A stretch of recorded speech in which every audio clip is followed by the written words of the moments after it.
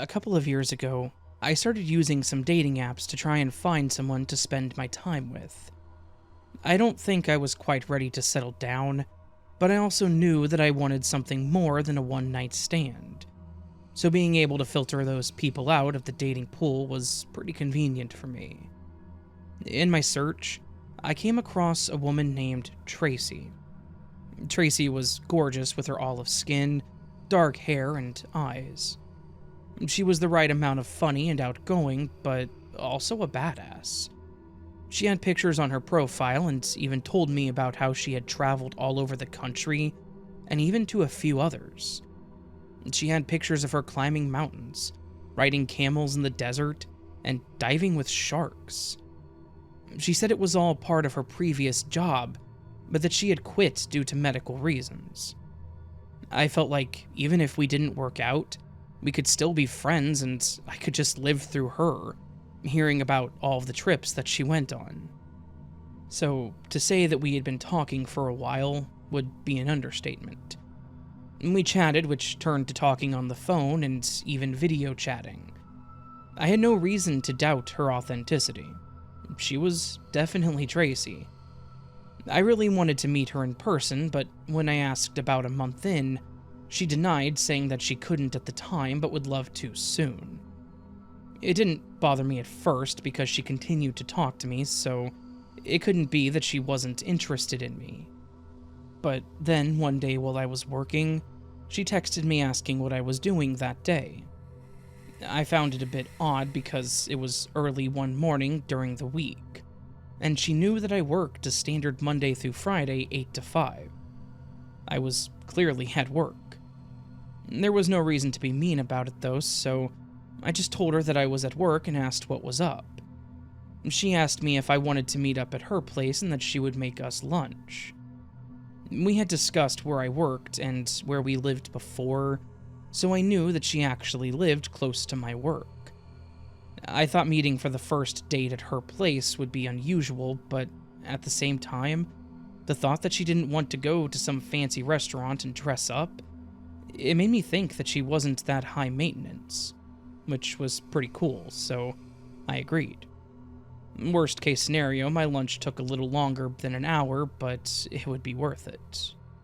However, as I pulled up to her place, I was immediately caught off guard. Her house looked like it was one good huff and puff from being blown down. She had a wooden privacy fence that was haphazardly put around a chain link fence. From a distance, the windows all looked covered with cardboard or wood on the inside. The once vibrant blue-looking paint was peeling, showing gray paneling underneath. The wooden patio looked badly splintered and warped. Just overall, it did not look like it was in good shape. I was seriously starting to think that I was being set up, but why? What had I done to cause this? I tried to be rational, though, and I called to make sure that I had the address correct.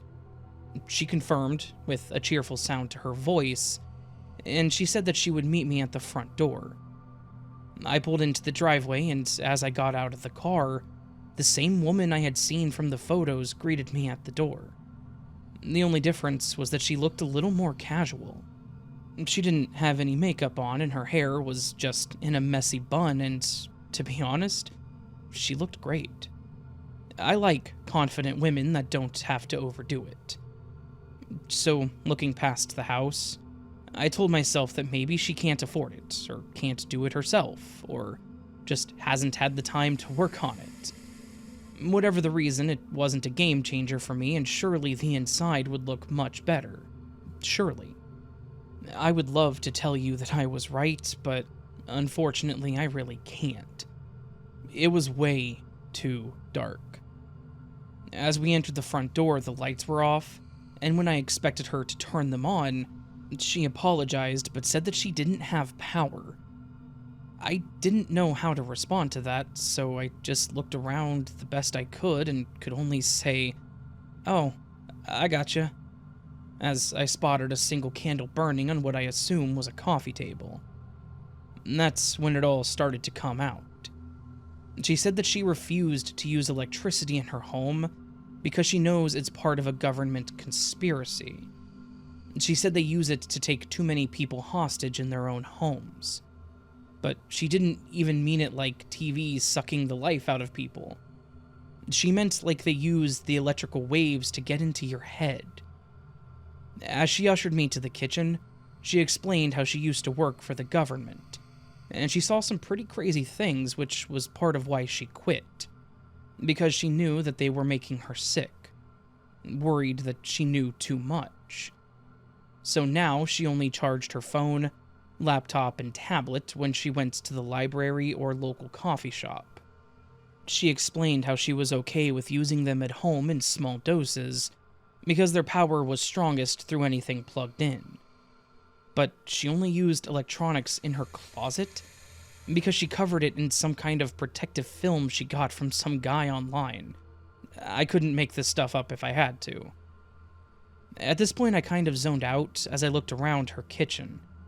It was still dark, but there were several large candles placed around the table, as well as many more lining the counter. She even had one burning right next to the little gas camping burner she was using to make what I assume was our lunch. And that's where I started to really feel uncomfortable. Where had this part of her been hiding? She seemed so normal the whole time we talked, so where was this hiding? Or why didn't she speak of any of this before? And in her case, why not try to find someone on conspiracytheoristlookingforlove.com instead? Surely, since we were both still looking for someone in our 30s, she hadn't had much luck either. So why not be upfront with that kind of thing? I mean, that's kind of a big deal, right? So call me an ass, but it was way too much for me, and I didn't want to take the chance of getting blown up, so I asked if I could use the bathroom. She happily pointed it out to me, and I calmly, but quickly, ran to the bathroom, immediately pulling out my phone. I texted a buddy I worked with, who knew that I was going to be here, and I told him that I needed out.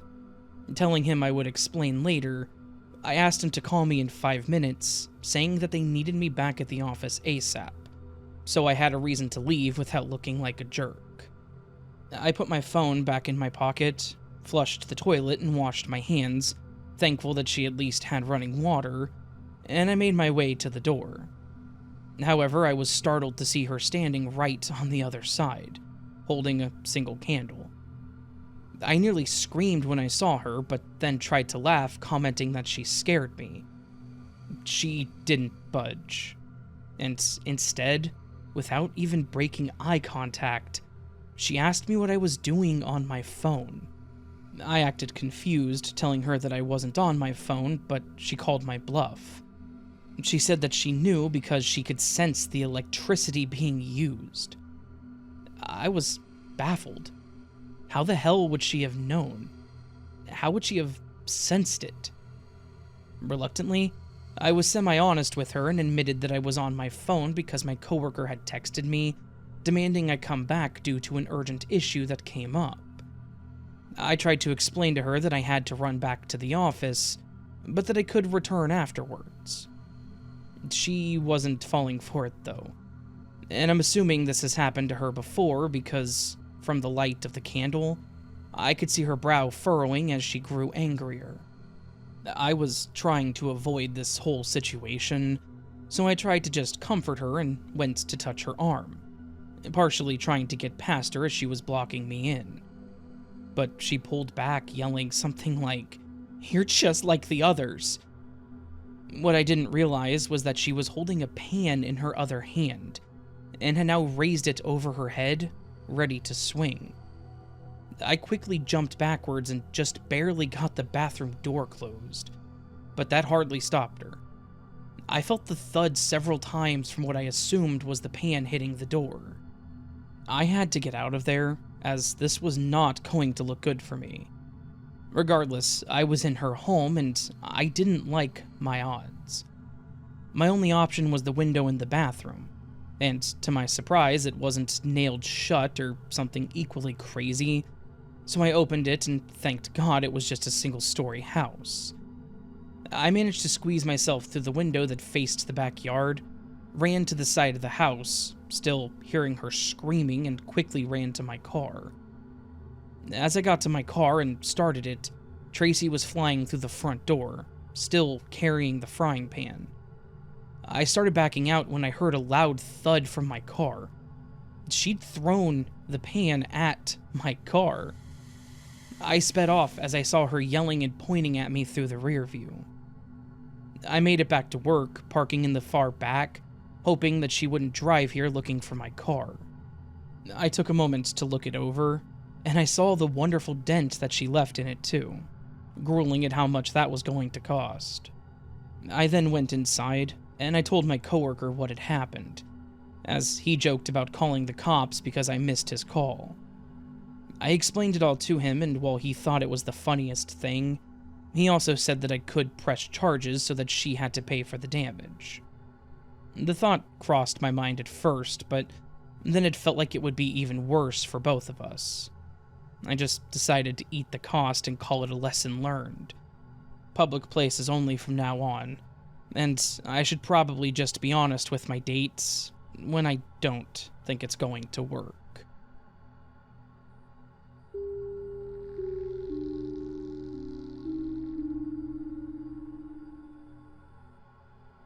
I have an online dating story that is, in my opinion, weird and creepy. It's kind of more weird, though. It was just a really strange encounter with a guy that seemed okay at first. I'll try not to go on too long with this story, but my apologies if it does get a bit long-winded. So, obviously, this happened at a point where I found myself in the endless sea of dating apps. Like many others, I was in search of something more. Having been single for a few years at this point, I was just trying to find someone that wasn't an absolute creep, and that I could stand to spend some time with. And if it became something extra, then great. And at one point I matched with a guy that seemed okay. Let's call him Jamie for the sake of the story. Jamie seemed like a pretty decent dude. His profile had that nerdy air about it, and was filled with humor that resonated with mine. Our conversations were mostly smooth, we seemed to have quite a bit to talk about, and we liked a lot of the same things, so it goes. We then decided to put all of that to the test and meet up in person. I was excited. I was thinking that this could actually be a match that could lead somewhere. And like everyone else in our position, we decided to do a meetup at a local coffee shop, a neutral ground where, if nothing else, we could enjoy a nice cup of coffee before never speaking to each other again. I got there first, and Jamie messaged me saying that he was on his way, but that he was running a couple minutes late. No big deal, things happen. I just sat there with my latte and scrolled through the conversations, chuckling at a few of the jokes that were made and thinking about what to talk about when he showed up. This is normally the part of these stories where I would say he showed up and looked nothing like his picture. But it was quite the opposite.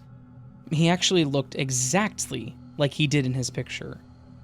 But there was something about him that bothered me, and at the time I just didn't realize it.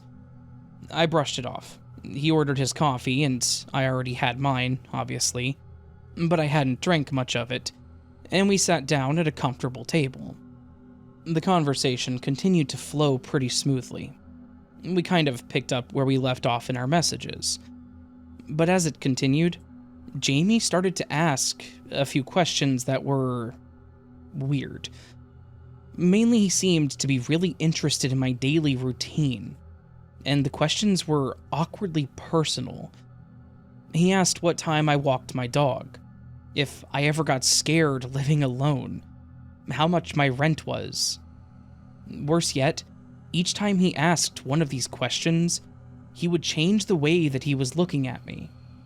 He would go from a normal, casual look to a wide-eyed, straight-on, penetrating glare. It felt like he was trying to intimidate me, but only when he asked specific questions. I later learned that this was a supposed quote-unquote alpha male technique to make women submissive, but it's not important. Just funny to mention that people think this stuff works. I tried to steer the conversation to safer waters, thinking that I could salvage this to some extent. But when I asked about his hobbies, or interests, or anything that was worthy of idle conversation, he would be vague, evade anything personal, and then further try to deflect, trying to turn it back around so that I had to answer his questions instead. It was pretty clear at this point that he was manipulative. I'd seen it before, and he was showing the telltale signs of being that kind of person. I don't remember specifically how we got on to the topic, but Jamie ended up talking about one of his exes. He talked about how he used to watch her online activities, how he would show up randomly at her work to make sure that she was there, and he said it all with a hint of serendipity. He said that for the longest time he thought that she was the one, but that she, again, quote, couldn't handle him at his best. Which, yeah, there were way too many red flags going up during this conversation. The whole time he talked about it, there was no hint of remorse or an understanding that he violated her privacy. He almost sounded amused. The final straw came when Jamie made a joke about having used a fake profile to learn more about me before the date. He mentioned that when we matched a couple weeks prior, he had sent me a friend request under a secondary profile, and I accepted it without thinking, which, my bad.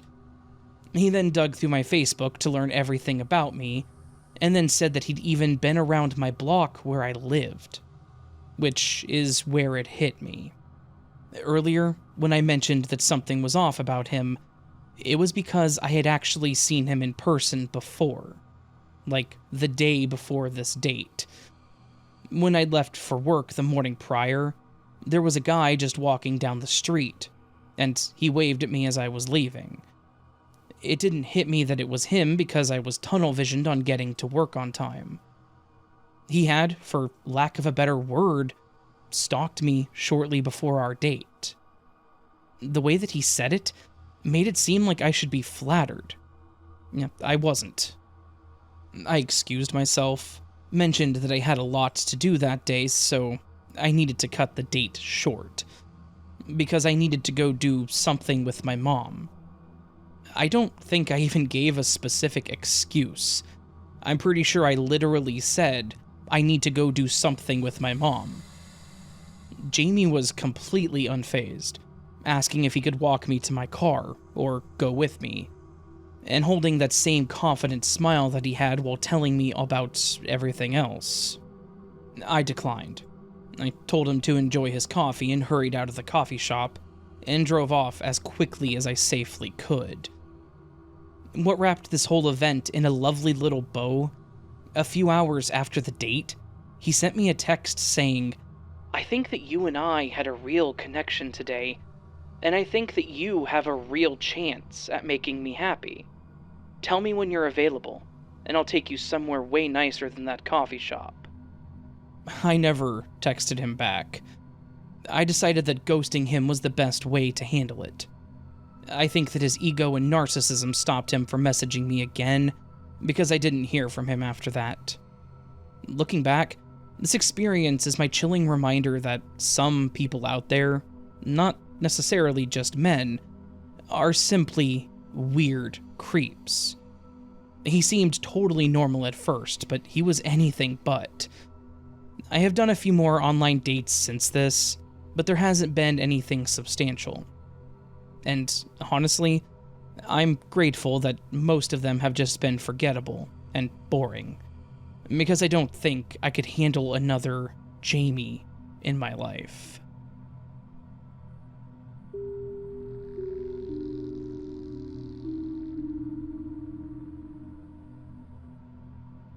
I want to apologize for this being a bit longer, but while it may not seem like much to some, this event was pretty traumatic for me. I used to play a few MMOs many years ago, and I spent hours playing them. My downtime was pretty much spent in them. I shamefully even got a few friends hooked on it, and we would play as we chatted. I also met a lot of people in the games, some of them becoming good long-distance friends too. Unfortunately, that's also when this story took place. I'd been playing alone one night when someone started asking the server chat about a specific mechanic in the game. No one would answer them, and I felt bad, so I responded with the answer. They thanked me and became very appreciative of it. After a while, we began talking about the game as well as other games that we enjoyed. They tried asking about things about myself, but I wouldn't tell them anything past that I lived in the US and that I was 19, which was the truth. At the time, their character was a female. And yes, I know that anyone could have been behind that character, but for some reason I didn't think I had any reason to doubt them. I think part of me also thought that I needed to stick up for the other female gamer or something. As we talked, she did tell me her real name was Heidi, and that she was also 19 and from the US. We started talking more, and I even gave her my email to message me outside of the game. I began playing with Heidi more often, and she caught on quickly in the game. She had a few questions, but otherwise she was a quick learner. We became a two-woman team when it came to taking on some of the more difficult quests, and we did great. I tried to invite her to my friends group so that we could all play together, but she always declined, talking about how shy she was and how she preferred it just being us. But she also didn't mind if I was already playing with my other friends. This continued on for about a month or so, but we also started talking a lot through email. She even sent me a picture of herself holding a sign that said hello with my username. I once again didn't see any harm in it. She was obviously who she said she was, so I sent a picture of myself in the same manner. Our friendship only grew from there. We talked more personally about our home life. We talked about things that we loved, our fears, our hopes for the future, and even vented some frustrations. And maybe some people could call me naive or immature, but I actually started to have some feelings for Heidi. And she had sent me many pictures of her, and after getting to know her, I realized how alike we were. One day I was comforting her after she mentioned that she'd had a particularly bad day, and how she felt worthless. And as I comforted her, I let it slip that I loved her and told her that she was valued and that I needed her. Whether I really meant that in an intimate manner, or maybe just as a friend that really cared for her, I don't know. But at that moment, it felt important to say. To my surprise, she actually told me that she felt the same way about me. But she didn't want to say anything because she didn't know how I would take it, and she didn't want to lose me. That night really seemed to change things for us. Our relationship took off from there, and I even expressed this to my friends. Many of them congratulated me. One thought it was kind of sus because we never talked on the phone, so even though we've shared pictures, I couldn't confirm they were who they said they were without video, or hearing their voice. I tried to tell them that I trusted her when another friend became very defensive on my behalf, and told them that they should just be happy for me. It became a bit of an argument between them, which I feel really did some damage, but I tried my best to fix the situation. I continued to try and include Heidi, my now girlfriend, into my friend group, and finally she agreed to join. However, my friend Max, the one who stood up for me prior, said they wouldn't be able to make it, so we were down one person. I just thought that I would catch up with him when we were able to get together again. Playing with Heidi and my friends was a lot of fun. At least, at first. She was shy and didn't talk much to my friends, but they all talked to her and tried to involve her as much as possible. My friend that was suspicious, Seth, would ask Heidi more intrusive questions, almost like they were interrogating her. He would constantly try to catch her in a lie, but she either was able to explain herself better, or she would apologize for being confusing. After this happened a few times, I told Seth to back off because he was being a jerk. So he left. It was down to two of my other friends, myself and Heidi, but we still had fun. Heidi even began loosening up and was slinging jokes at them. It was like she had always been a part of the group and we all had fun. I just hoped that Seth would come around to the idea and then all six of us could be unstoppable. I even wanted us to be able to hang out in person. And yes, that is something I learned about Heidi. She actually lived pretty close to me, a little over an hour away. It didn't take very long from there that we became even closer, and even though we still didn't talk on the phone, she had sent me a voice recording of her saying that she loved me, and I thought it was really sweet. She said that she played from a computer at the library and that she didn't have a phone. She told me she still lived with her parents because she had a disability, so finding work was hard for her and they didn't have much money. She said that her mom would take her to the library daily so that she could do whatever she wanted for a few hours to get her out of the house. Again, stupid of me to believe. Maybe, but at the time, it seemed believable. But by then, I really wanted to move forward and meet her. I asked her about coming to see her, but she was hesitant. I told her that I would go to her so that she wouldn't have to pay for anything, but again, she was nervous and said that she would think it over. I agreed, thinking maybe I was rushing it, and I didn't bring it up again. But then, things started to crumble. Seth finally seemed to come around to the idea of Heidi and joined another game session with us, but Max was still unavailable, saying that he had to work late. This time we played a trivia game. The answers were clicked or typed in, so speech wasn't required. While the rest of us were in the game's voice chat, Heidi just used the text chat. Heidi blew us away with her knowledge of geology and ancient history, and we even joked that her geology knowledge would make it that someone else in the group could finally give Max a run for his money. He was usually the one that hammered those categories out. But then after a question was answered, someone cracked a joke, and Heidi had a clapback to it.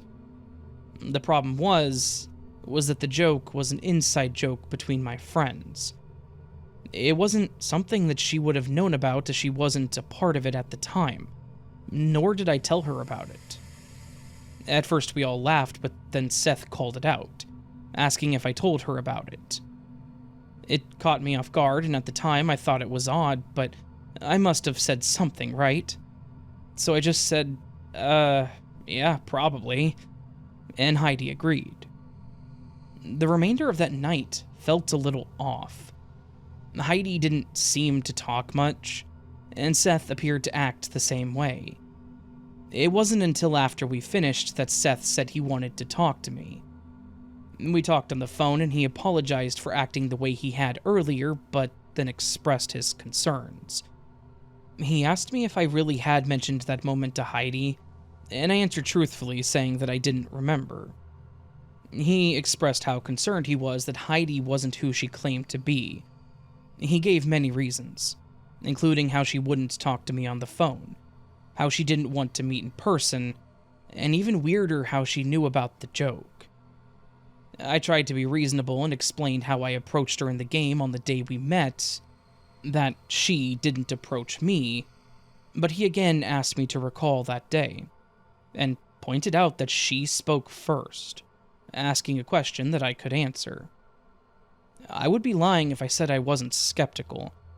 I told him that I would confront it, and then apologized for being a jerk to him. So, my plan was to try and set her up in a kind of test. The next day we talked, I brought something up, an event that I hadn't told her about before. As I explained it to her, she mentioned something about it that, once again, she would not have known about. I was mentally freaking out. Was this really happening?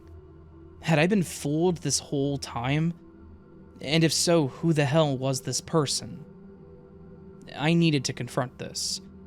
I was already scaring myself, and to be honest, I was heartbroken. I really fell for her. Or, I guess, the thought of her. So I told her that I really wanted to meet her in person and that it was important to me in order to continue our relationship. She seemed to become upset and begged me for more time, but I stood firm. But I don't really know what came over me at that point. I decided to tell her that I had concerns. I mentioned the joke from our game and how some things didn't add up. She started becoming defensive, and I saw a side of her that I never saw before. Her messages were more sporadic, short and in pieces. She talked about how she loved me and that she's loved me for years, but I would never give her a chance. I didn't understand. We'd only known each other a few months. What did she mean by years? I started panicking, asking her to explain herself, but she wouldn't. She just kept saying it was my fault and that I should have left things as they were.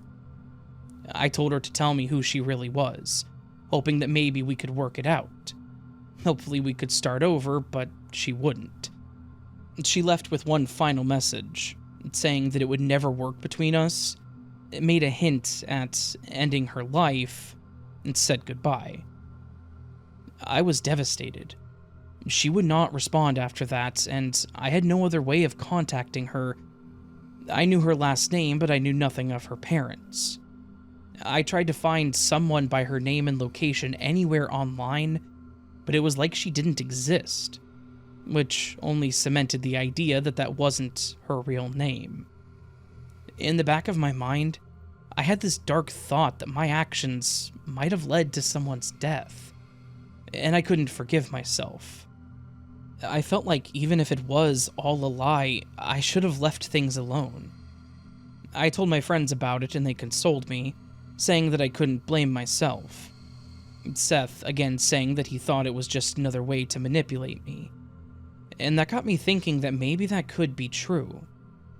I called them out, and that was their response, so what were the chances that this was just another one of their plans? But then Max became very defensive, and said that Seth was being insensitive, but I tried to tell him that he had a point. He then became angry with me, but then seemed to become defensive like we insulted him.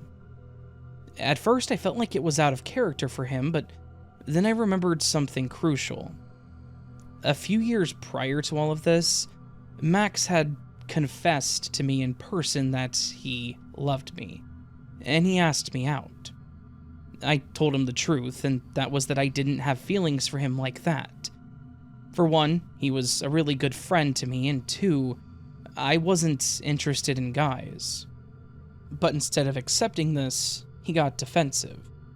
He seemed like he had to explain himself and give reasons to be with him, but it would never work. You can't just make someone like you, especially when you're hitting on a gay girl. He stopped talking to me for a while, which made our friend group awkward, but he came back around and mellowed out. Since then, every once in a while, he would say something flirty. I would deny him and he would get defensive. So when he did this as we talked about Heidi, something he didn't normally do, I became suspicious. I had known Seth the longest of our friends. He was the only one that I told about Max, so after that ended, I brought it up to him. I told him I would ask him about it the next day and left it at that. What I did not expect was an influx of messages between Seth and Max overnight. To my surprise, Seth had actually confronted him and, yeah, he pretty much confessed what he did. Max messaged me, all but apologizing for what he did, again claiming it was all my fault because I wouldn't give him a chance. And Seth sent me screenshots of their conversation. I felt betrayed. I poured my heart out to Heidi.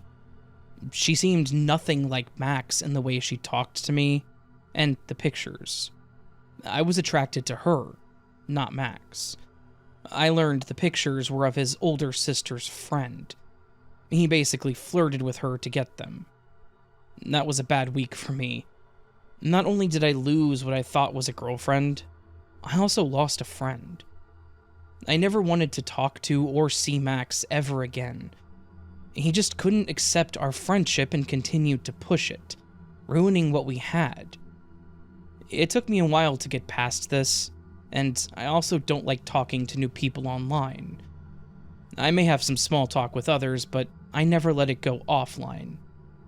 It absolutely broke my trust. So, there's my story, and hopefully a lesson for others. Don't trust everyone online, and do your research. Or, at the very least, have a friend like Seth that can see through the lies.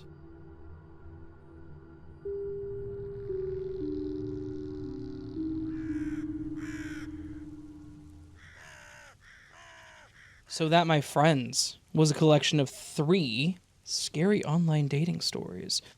Stories where the true terror lies when you swipe right? Question mark? Left? It's probably right. Right's typically the positive thing, right? Like if you get an error message in Windows, the button on the right usually says okay. The one on the left usually says cancel. I think. My point is, never used a dating app, so can't give perspective. Never really dated online, can't give perspective on that either. So, I made some soup yesterday. It was chicken enchilada soup, I guess. Patience is what we would call it. It was really good. I used some fresh jalapenos to give it spice, but they were the most mild jalapenos I've ever cut. So a little disappointed in that, but the soup itself came out, like, spectacular. Like, perfect quality, great taste, everything. So, pretty happy with that. I'm not going to be doing scary soup stories anytime soon, so I can't use the anecdotes for the end of that one, so accept this as my anecdote for this. Unless you want me to figure out some way to do scary soup stories. I don't know. I'm not going to, but if you want it, go ahead and tell me. I'll add it to the list, but it'll never get done. Because I'm not going to go find scary soup stories. I guess I could just write the scary soup stories and do it on like an April 1st video or something. Like I did the duck stories last year. Oops, I told you I wrote those stories. Pretty sure I told you guys last year too. Anyways, I don't know what I'm doing for April 1st this year. Not relevant. It's only February 10th. Stop that. I hope you all are having a beautiful day. And I hope you guys enjoyed the video. If you did, please do hit that thumbs up button. I would really appreciate it, honestly. If you're new to the channel and liked what you heard and want more like this, please consider hitting that subscribe button and joining the channel as a subscriber. You'll get notified of my stuff. That's how it works. You can also leave me a comment to let me know your thoughts, how you're doing, how's it going, how's your weekend, what kind of soup is your favorite soup, what soup should I try to make next? Oh, and if you've ever had a scary online dating story, you can tell me there too. Or, if you have a scary story, you can just send it my way by going down to theravendreams.com and clicking the button to do so. You can also join Patreon membership where you get early access to content like this, and yeah, always expected. Nope, see, I did it. I finally did it. Always appreciated, never expected. Gosh, it was like a year ago I said that's going to eventually happen, and it finally did. Cool. About time. Anyways, yeah. I hope you guys, again, have a great weekend. Hope I see you again here very soon, but until then, remember you are loved, you are valid, you are important, you're the best you that you can be. Do not forget it. Don't let anyone tell you otherwise. I'm going to go enjoy the rest of my soup. Till next time, friends, much love, and of course, sleep well.